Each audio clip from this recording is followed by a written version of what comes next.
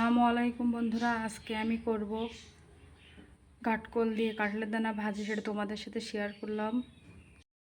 এই ঘাটকোলটা ভাজি করতে আমি ঘাটকোল ও কাঁঠালের দানা কুচি কুচি করে কেটে দিয়ে কেটে দিয়ে দেবো।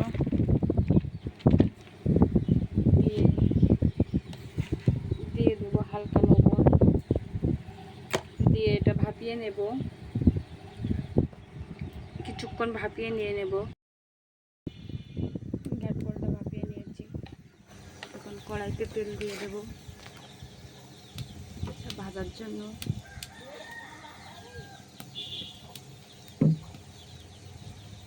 পেঁয়াজ, রসুন ও শুকনো মরিচ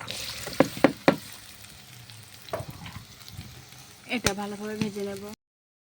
পেঁয়াজ রসুনটা হালকা লাল লাল করে ভেজে নিয়েছি, নিয়ে এখন ঘাটকোলগুলো দিয়ে দেবো।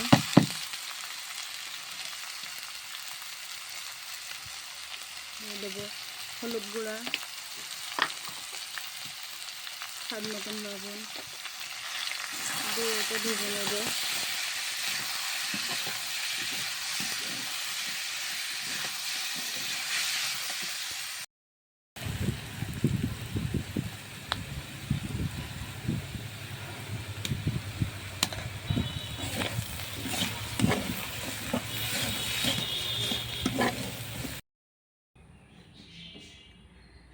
দেখুন আমার ভাজিটা হয়ে গিয়েছে, কি সুন্দর লুক হয়েছে। এটাতে কিন্তু শুকনো তেল দিলে বেশি স্বাদ হয়।